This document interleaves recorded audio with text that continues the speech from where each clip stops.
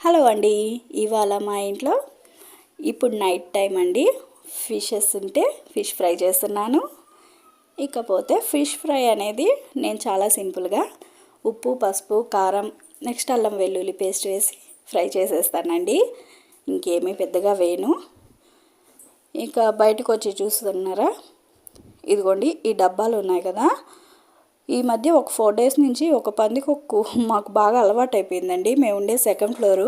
మామూలుగా కింది ఇళ్లల్లోనే పందికొక్కులతో టార్చర్ అనుకుంటే, అది సెకండ్ ఫ్లోర్ మీదకి వచ్చి కూడా నా డబ్బాల్లోటి మట్టి అంతా దొల్లిచ్చేస్తున్నాయండి.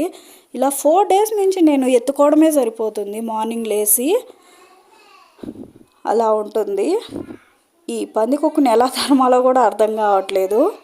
నైట్ వస్తుంది, మార్నింగ్ కనిపించట్లేదు. మార్నింగ్ లేచి చూసేసరికి మాత్రం మొత్తం మట్టి అంతా కిందే ఉంటుంది. 4 days నుంచి ఇది ఒక ఎక్స్ట్రా పని యాడ్ అయిపోయింది అనమాట నాకు. పొద్దున్నే చాలా కోపం వచ్చేస్తుంది, ఫ్రస్ట్రేషన్ ఎక్కువైపోతుంది అది చేసిన పనికి. మొక్కల్లో అంతా తవ్వవతలు పడేస్తుంది.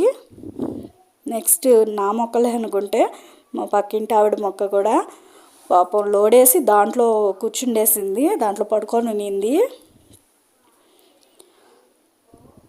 అప్పుడు చూసారా ఎలా లోడేసిందో. ఇంకా చిరాకు వచ్చేసి పాపం తను మొక్కలన్నీ పీకి అవతల పడేసింది.